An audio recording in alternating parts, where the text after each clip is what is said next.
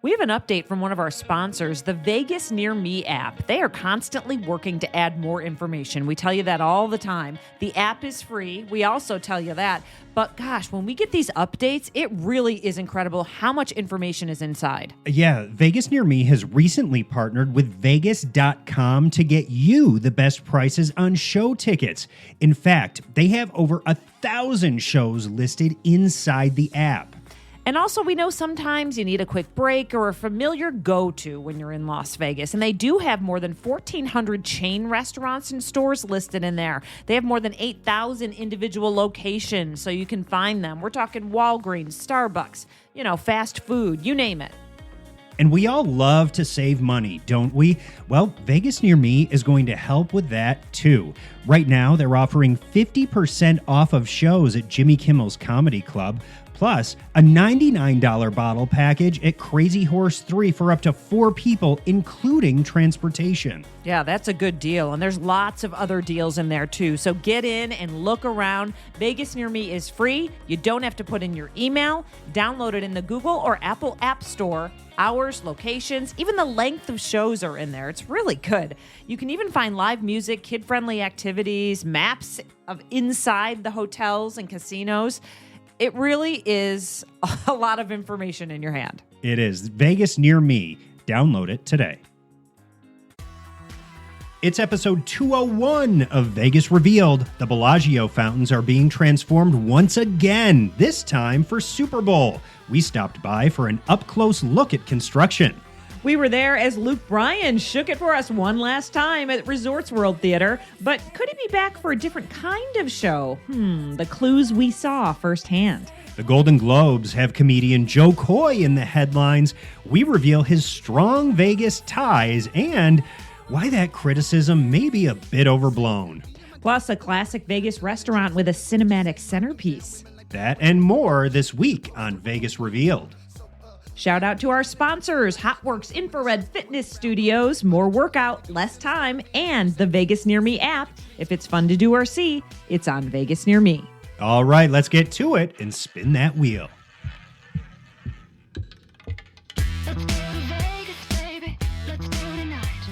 Welcome to Vegas Revealed, episode 201. Sean McAllister here, along with Dayna Roselli. And we're just 2 weeks into the new year, and already we have some major Vegas events happening. There are signs of Super Bowl 58 popping up all over the place at this point. We'll get into that in just a little bit. But Dayna, first, CES just wrapped up here. It did. And all week I saw the Goodyear blimp flying by my condo building.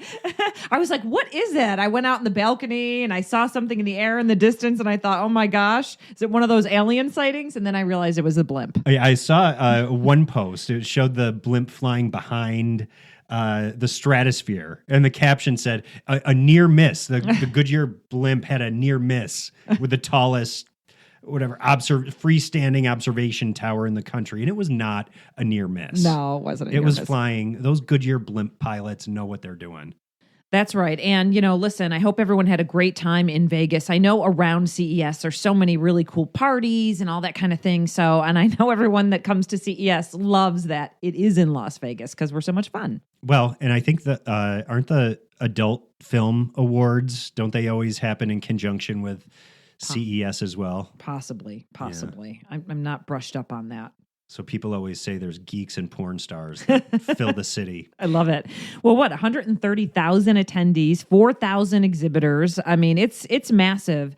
And I know you really get into some of the things that they debut at CES. You always are like on there Googling to see what's new. I love it. And AI, once again, took center stage at CES this year. But it's not like the AI that we've been hearing about in headline, not like the Chat GPT and all that kind of stuff. This is AI that's incorporated in everything from like a household mirror to a toothbrush. Okay. I even saw AI vacuums. Like how? Like, I don't get that. You say brush my teeth? Well, and it brushes your teeth. I don't understand the AI. Well, I don't know about the toothbrush, but there are vacuums that know when they like switch floor surfaces. Oh. And so they like automatically change I don't know, instead of bristles running on a hardwood floor, They the lift vacuum up. just sucks. Right. It gets softer. It doesn't make the scratches. And... Right. Okay. Mercedes-Benz, I know, was incorporating some new AI technology into their vehicles so that when you talk to your car and have it like text for you or whatever, like the AI gets to learn your personality and will respond to you accordingly. Oh, okay.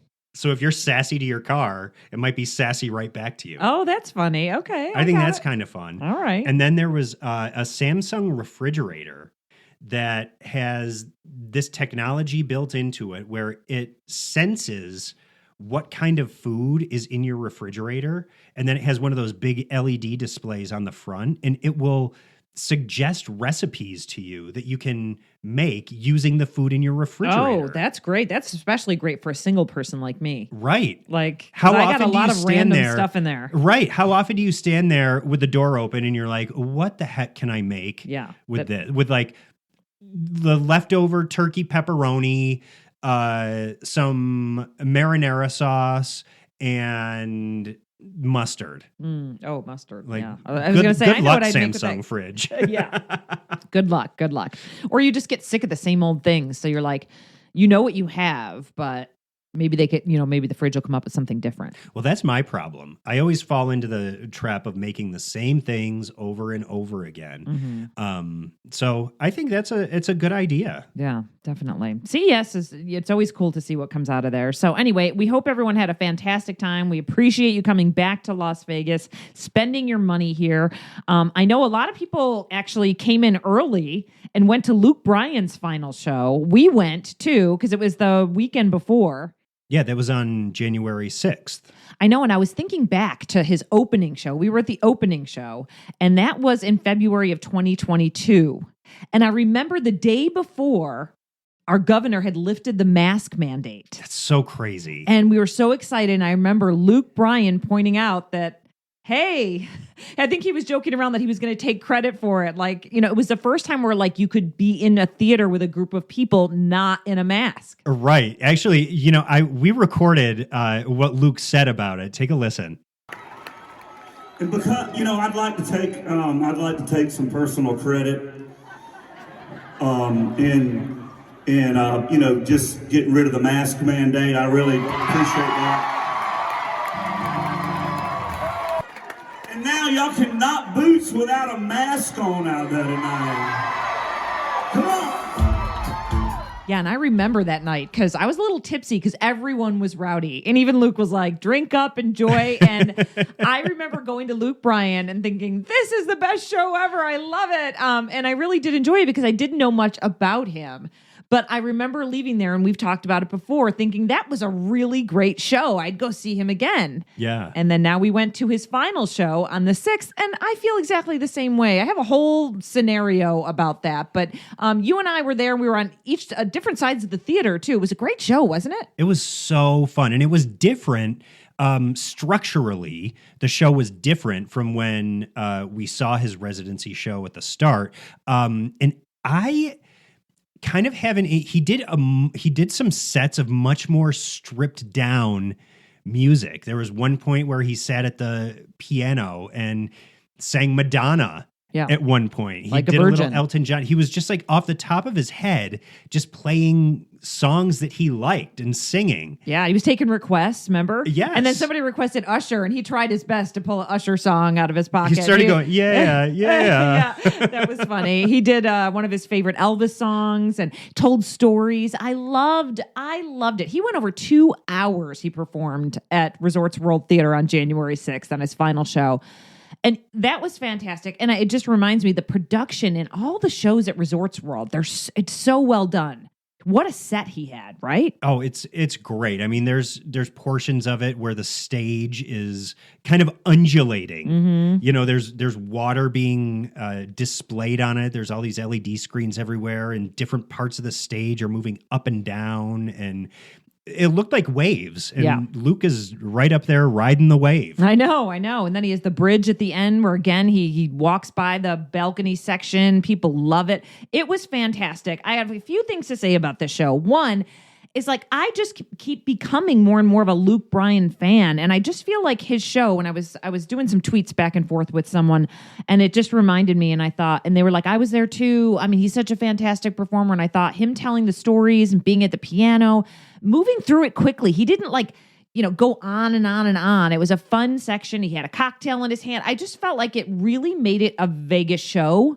And you have to do things like that to make these shows different. It can't be like just a concert. Right. It needs to be a unique experience that people aren't going to get anywhere else. Yes, that you leave talking about. I always leave even more of a Luke Bryan fan. I'm downloading his music now. And I had no idea he had 30 number one hits. Yeah. But he educated the audience on that without going on and on, without too much ego.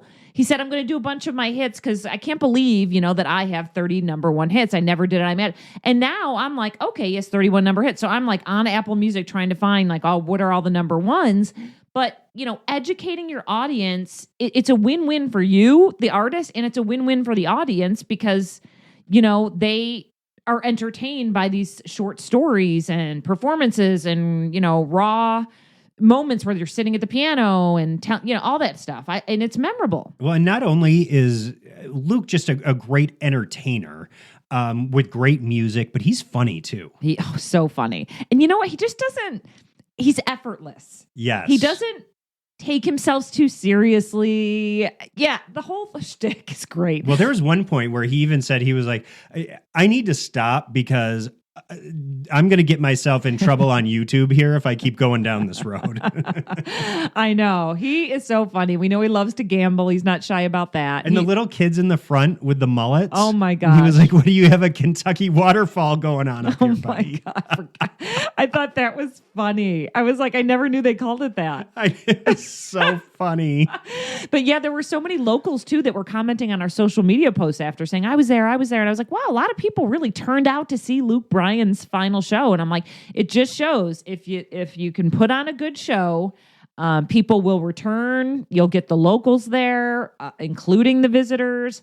So I thought it was fantastic. On my way over to your house today, it was funny. I told Siri, because I love his song, Play It Again. Oh, right. Yep. One of my favorites now. I love it. It's like in my circulation. So on my way over, I was like, hey, Siri, Luke Bryan, Play It Again. And she was like, oh no. Now she's going to answer. Look, she's trying to search for, oh, here it comes. I'm just talking out loud. And I said that to her, and she said, Luke Bryan on repeat. I'll keep playing it again. And all of a sudden, all these Luke Bryan songs kept coming up in rotation. It was on shuffle. And I was like, no, I want the song played again. And anyway, she was like, got it. Luke Bryan continuing. Luke Bryan on repeat. That's AI gone wrong. It really is. So it was funny. I was laughing on my way over. But anyway, fantastic show. We think he might come back and maybe do something a little more raw, right? That's what we were thinking. That's what we were thinking. And maybe he did those stripped down sections of the show kind of to test a new way of presenting his music and presenting his talents. Because you mentioned him singing that Elvis Presley song, and he was amazing. Mm-hmm. And that's not a style of music that we are used to hearing him sing. And he did so good. Yeah, he really did. And I mean, either that or he was just really tipsy and decided to go off the rails. Well, I think there was a little bit of that too. I think he was enjoying his closing night. I saw his wife sitting at the side of the stage. Did you see that all night watching the whole show? What a supportive family. Loved it. Luke Bryan, we hope you do return to Las Vegas. And Sean, I know you are excited about this one. An announcement from the Fountain Blue. It's just one show, but still, it's Third Eye Blind, Yellow Card in Arizona, coming to the Blue Live Theater, and I know you are a huge Yellow Card fan. I am. I love Yellow Card. Went to see them in San Diego was it over the summer? Yeah. I think it was over the summer for the 20th anniversary of their Ocean Avenue album, which was so good, such a great crowd. But it reminded me how much I love Yellow Card music. I hadn't really listened to their stuff in a while. They're coming with Third Eye Blind, who I also have a ton of their music and haven't listened to them. It's the 25th anniversary of their song Jumper. You know, wish you would step back from that ledge. Oh, yeah. my Such friend. a popular song. It was on, there was a big thing on MTV's The Real World about that. So I think it was The Real World Seattle or something. There was a whole thing. But anyway, 25th anniversary of that song. Third Eye Blind, Yellow Card, Arizona. They're coming to Blue Live Theater at Fountain Blue on Saturday, June 22nd. So if you're a fan of Third Eye Blind, Yellow Card, just like I am, be sure to get your tickets to that one. Okay. Yeah, that looks like it'll be a good show, and I look forward to more announcements from the Fountain Blue. It seems like they're going to have more touring acts through there on that theater and maybe like not necessarily residencies. So it'll be interesting to see what else comes into that theater, because I know we even talked to some of the folks over there on our tour about that might be more of the idea for that room. Yeah.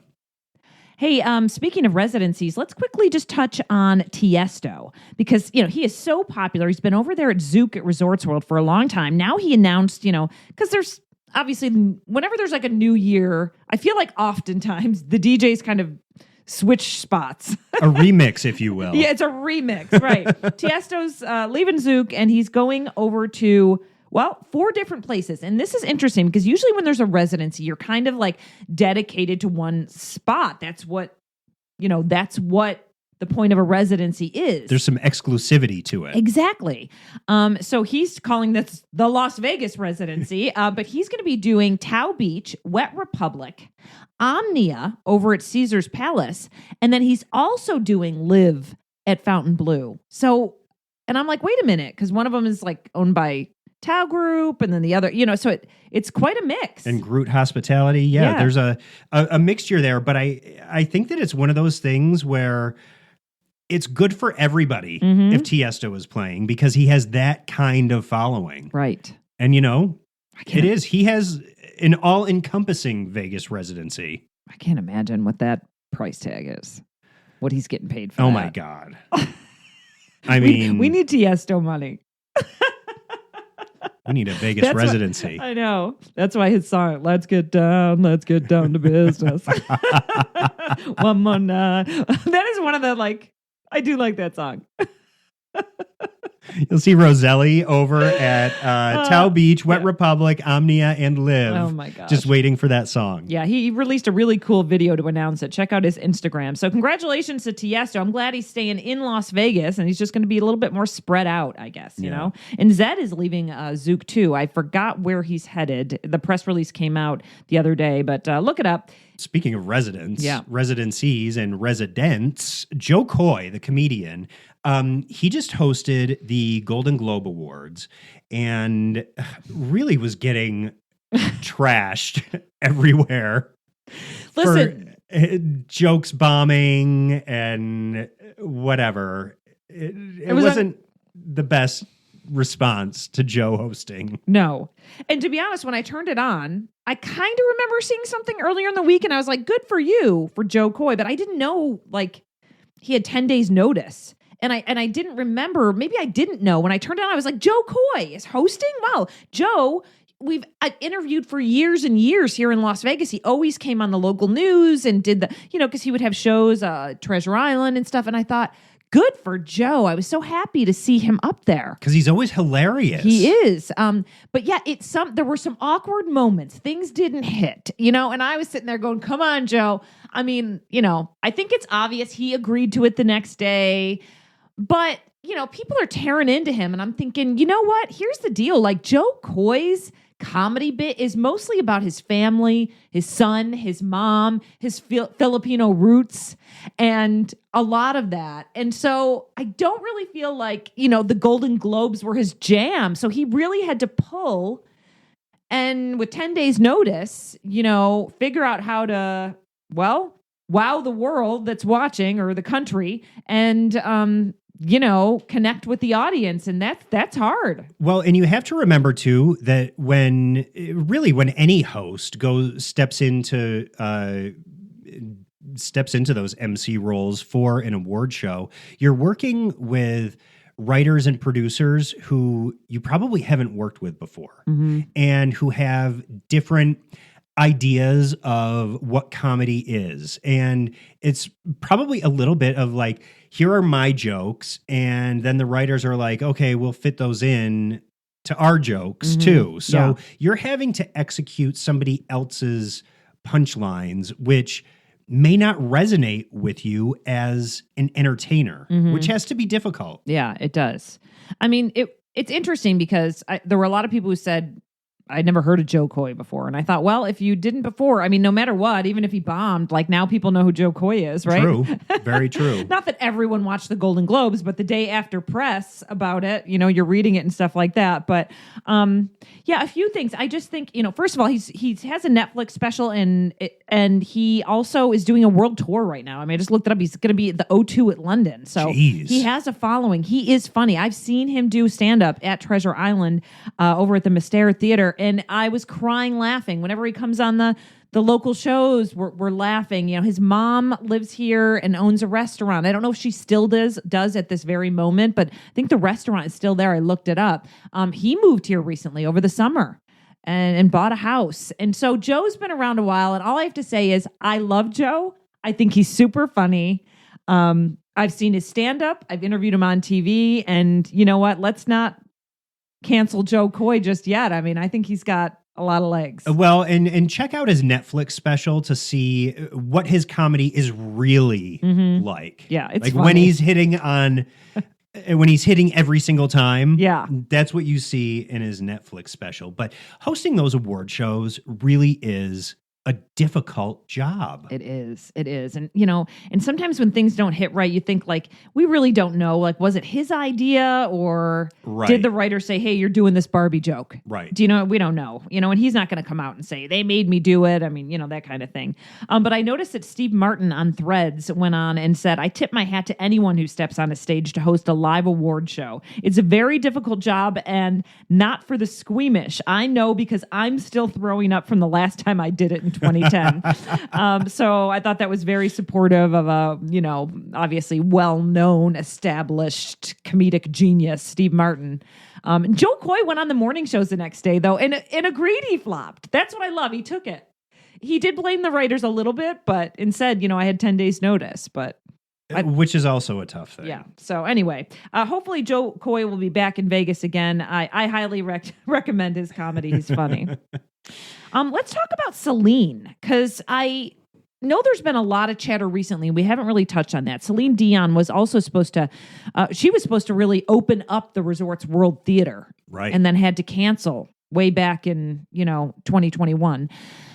And there's still hope for her, I found out from some sources that, they're still hoping Celine is going to return to the stage. And I just thought that was so refreshing to hear because, we worried about her health. And something that was in the headlines recently was one of her sisters came out and said, she's in terrible shape. And I thought, who's this sister? I've never heard of her.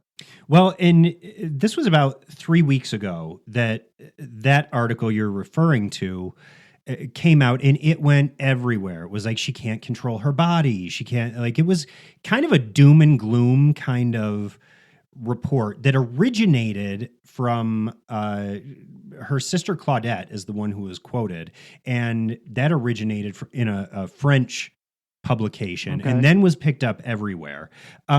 Just within the past week, OK Magazine published another article, and it's citing an insider close to Celine who says that she's actually remarkably upbeat in dealing with this stiff person syndrome that she's been diagnosed with, and is actually very hopeful that she'll be able to return to the stage at some point. In fact, in this article, it says that Celine's other sister, Linda, has reportedly moved in with her here in Las Vegas at her home just to help out with, her she has 2 teenage twins.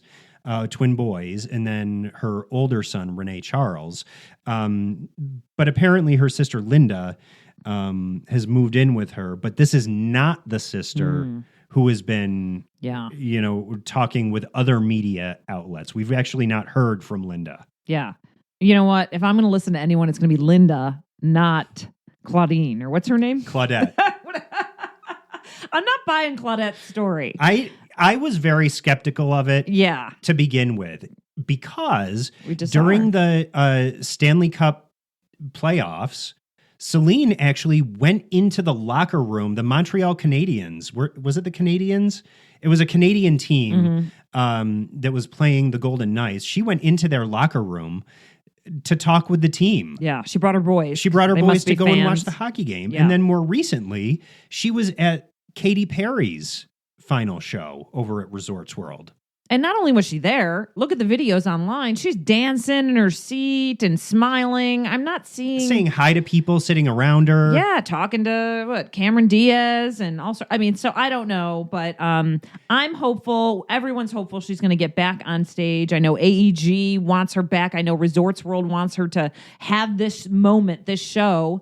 And I know we've been talking about, everyone's hoping for it. Yeah, I'm hoping 2024. Hopefully in the second half of 2024, we will have some news about Celine coming back to the stage here in Las Vegas. I know it's going to be one of those returns that is literally celebrated worldwide. Yeah, really. And I was hearing November 2024 is kind of the next time that they're planning and hoping for. So we'll see. Holding dates. Yeah. Fingers crossed. And I know a lot of people are talking to J-Lo too. She's apparently got her hat in the ring for a residency here in town. What I've heard things about MGM and Resorts World and other places. Yeah, potential. Well, wasn't she just over at Voltaire? She was. Also to see Christina Aguilera. Yep. So who knows? Maybe she was scouting that location. Mm-hmm. And then she was also at Bruno Mars. She was. At Park MGM. So maybe she was scouting that location. Maybe she's scouting all of them. Hey, you know what? If you're J-Lo, you can do whatever the heck you want. And we're not going to pick up on any signals or signs from Ben Affleck because he's always just got a grumpy face on. They're hitting him. But J-Lo insists that he is happy. I know she did at the Golden Globe. She said, "Leave Ben alone. He's fine. He's fine. He's happy. Whatever." I like Ben Affleck. I don't mind him at all. Dayna, aside from everything that we have going on with business projects, with the podcast, you have been a very busy party planner lately. Listen, everyone, I'm not going to say the date because I don't want everyone to know. I don't want anyone crashing the party. But I am planning a bachelorette party. And let me tell you, Sean, I haven't done this I'm up there. Okay. So it's been a while since I've had to plan a bachelorette. You're not up there. I am up there. You're not. I am You're half-life. No, you're close to half-life. Or maybe beyond. Wait. Oh, wait. You are not beyond half-life. No, I am. Well, I'm a little under half-life if I were to live to 100, but I don't really plan to live to 100. So anyway, it's been a long time since I've planned a bachelorette party, but my friend Jessica is getting married. Jessica and I worked at Channel 13 here in Las Vegas together for a long time. We've stayed close friends. She's getting married. I'm thrilled for her. And we're having it in Vegas, and only me, there's 10 of us, and only me and one other person, my friend Melinda, is in charge, not Melinda Shekels, my other friend Melinda Malone.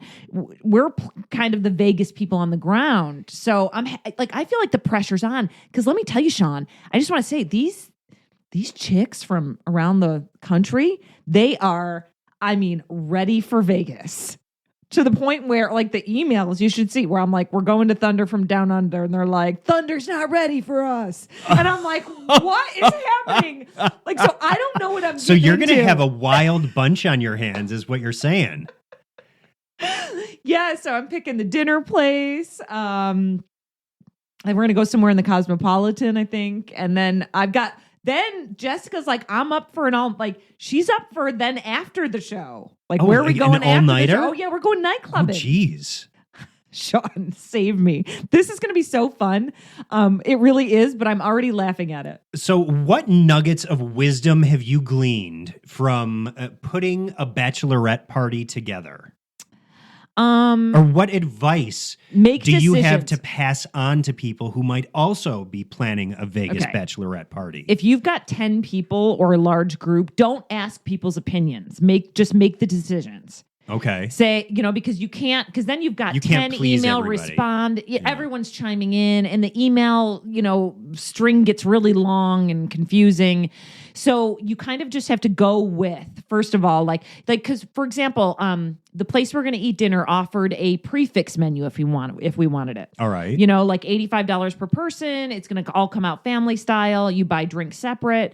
And I was like, I don't know, because there's 10 of us, and I feel like people might want something small, want something big. Their taste, someone might want a steak. There's got to be a vegan want in there a pizza, somewhere. Exactly. So it's like, I was like, I think we're gonna and do this, order off the menu. And so I kind of said they offered an $85 per person thing with a family style. Here's the menu, but I think I'm going to tell her no, because I have a feeling with 10 of us, different taste buds, different budgets. And then one or two people wrote back, agree. And that it ended it.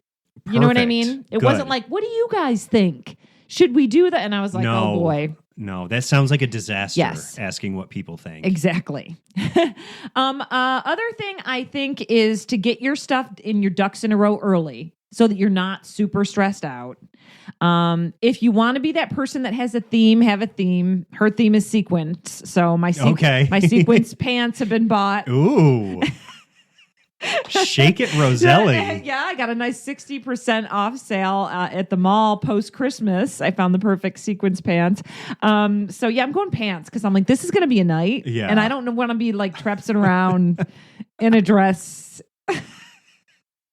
Well, and I imagine that having a group of 10, you can't probably make... That's like a group reservation kind of a situation where you, in a lot of cases, need to talk to somebody at a venue instead of just going online to make reservations. Yes. There are a lot of places where I went to put in a reservation and the most it would take at a table was 8 or 9. So you got to call. You got to call, you got to email, leave some leeway. Do one thing at a time. Don't put it, just kind of plan ahead and get a gist of a nice group email is here's the schedule, what I was thinking. And also, this is funny, in which I haven't even put this out there yet for the group, but the Sunday after we're doing a brunch, right? Because here's the deal. The girls are coming in midday on a Saturday and leaving Sunday by 4 p.m. Oh, so it's a quickie. One. Yeah. But then we're like, brunch, where are we going to go? And I'm like, you guys have no idea. Do you understand? We're having champagne in the room, going to dinner, going to a male review show at 10 p.m. And then we're going to nightclubs. Nobody is going to be, so they think we're going to plan to go to brunch at 11 a.m. at a certain, I'm like, everyone's going to be struggling to get up, get moving. And so I'm just going to I think I'm keeping that up in the air, just kind of like a breakfast spot, maybe in the hotel. Yeah. Yeah. So or I'm room that's service. Too much. But it does add up. So you try and, I was trying to find things. Here's the one thing I'm struggling with. I'm actually struggling.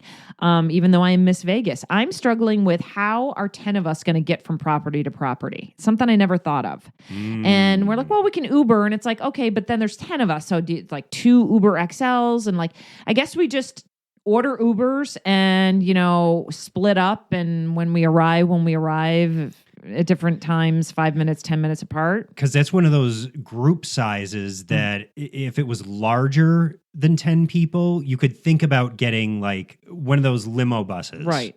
But if there's only 10, that's a lot of space on the bus. And we're going to be at places for a long period of time. Right. And I noticed a lot were by the hour. I'm like, I don't want to pay for you sitting there for 3 hours while we're at dinner. Yeah. Only to get from one hotel to the next. Plus, So anyway, I'm struggling with that. If anyone has a good idea for that, please throw me an email, ideas@vegas-revealed.com, because I don't know if anyone's has an idea of maybe an easier way, and I'm just not thinking of it. But there's 10 of us. We're going to be going from the area of the North Strip to Mid Strip to South Strip to North Strip. Oh, so you're doing the whole The up and down. whole up and down. And back. Yeah, it's going to be fun. So anyway, those are some of my tips for now, but I think I'll have some extra tips once it's over. And we have even more tips right now. Let's do it. We've been talking about it for months here on Vegas Revealed. Super Bowl 58 coming up on February 11th over at Allegiant Stadium. And we are starting to see the signs of Super Bowl popping up all over the place. Most notably right now is in front of Bellagio Fountains, where CBS Sports and Entertainment are building 4 stages on top of the Bellagio Fountains to host coverage of a wide variety of programming. Yeah. Go to our YouTube. We took some video. We went and visited of the construction. Obviously, it's going to be further and along each day, but they were out there in the boats. Yes, scuba divers. Cranes out. Yeah. It was interesting. And, people was like, oh, the fountains again. Bellagio, we just got done with F1. But, I mean, listen, the fountains are the iconic backdrop of Las Vegas. And that's what's going on. But there are going to be some lane restrictions. Yeah. And they're going to be doing the morning show there. They're going to be doing the talk. I think Drew Barrymore, right? Didn't she say she's doing her show from there? Yeah. CBS Sports will be there. And so it's not only Super Bowl, it's going to be Super Bowl week, the whole week. Well, and you have to remember, too, that CBS is owned by Paramount, the Paramount Network. Yeah. So, that's a whole other arm of programming that's looped into the mix as well. Mm-hmm. So that is going to be the spot to be. And the tip that comes with us telling you about all of this construction is that I actually received, I was looking for my phone and I'm staring at it.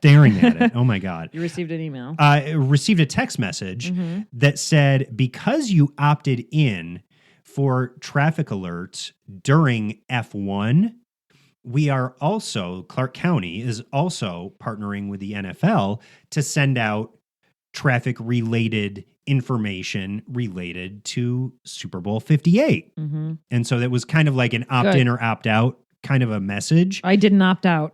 I didn't opt out either. I want to know. Absolutely. I love the F1 traffic alerts. I thought they were really helpful. It was very helpful. So we are going to be receiving traffic updates now. And if you want to opt in for these alerts on your phone as well, you can go to the Clark County government social media channels, and they have information posted there on how you can opt in, send a code to a text message to opt in for those alerts. Yeah. And maybe if I get a chance, I'll throw it in the show notes. We're recording right when that, just before that information is going to come out, and we were told to go to those channels to look for the information. Right. But I'll try and put it in the show notes if we have it too, if you're interested in signing up for those text alerts. They are helpful. They're not annoying. They come at appropriate times and all that kind of thing. But there's a long list of closures all the way through, like February 11th. Also, we did see a little something online from, I think it was Channel 8 online, that was saying that they intend to completely remove all the temporary structures, and we're talking anything that is related to the Super Bowl, by February 16th. Oh, wow. So okay. It should, don't worry, it's not going to be there for months and months and months. We got to get through the Super Bowl, and then it should be gone by the 16th. And the bulk of the road closures are going to be surrounding Allegiant Stadium. Right. And roads that get to Allegiant Stadium. Yeah. It's more of a security thing. Right, exactly. Yeah. And they got a lot to move in and move out, and it's a big production. And, the Raiders are done playing there for now, so. Wah. Really hoping they hire that interim coach, by the way. I know, he's so good. We are. And the team loves him.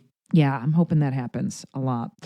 Hey, Piero's, we were over there doing a shoot the other day. This is our other tip. And, I guess I knew, but I forgot when they were like, everyone always requests to sit in the casino booth. And I was like, I forgot they shot parts of, if you didn't know this, the movie Casino in Piero's. And there's a certain booth in Piero's where they filmed it. And apparently they get requests over and over when people make dinner plans to sit there. So if you didn't know that and you want a bit of nostalgia, or you want to go relive it, Piero's, right there on Convention Center Drive at Paradise, is an old school Italian restaurant. They just celebrated recently their 40th anniversary. It must be like a couple of years ago. Yeah, a couple of years think. now, so probably like 42.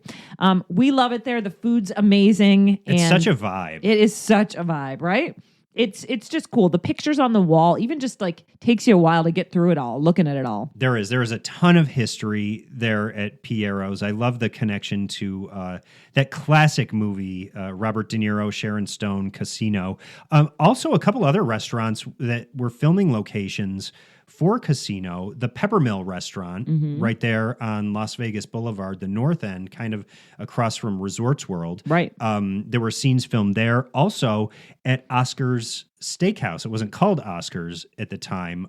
This is over at the Plaza in downtown Las Vegas. So yeah, they did actually film scenes all over. So that's kind of cool. I love that. I love our old school restaurants. We just talked about the Bootlegger last week. So, I mean, we always like to throw that in because even though we have a lot of new, we also have a lot of established old school places that, you know, there were a lot of meetings at back in the day. They've seen some stuff. They've seen some stuff. So if the walls could talk, that's for sure. But thankfully they don't. I know. Oh my gosh. Hey, listen, thanks to all our subscribers again that actually donate to our podcast every month. We appreciate you so much. We are just so grateful for that. Thank you to Hotworks Infrared Fitness Studios. I love working out there. I've been hitting it. I looked at the calendar in my Fitbit. I went to Hotworks in December.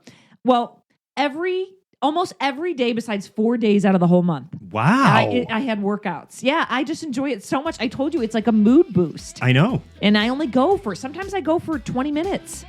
I do a 15-minute bike class and then I leave, or I do, a 30-minute. So it's really great. VegasNearMe, the app, you can download that in the Google Play Store or on the Apple phone as well.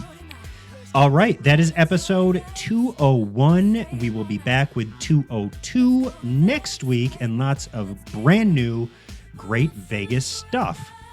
Have a great week, everyone. It's raining in the city. We got bills to pay. Packing up a suitcase. Let's take a holiday.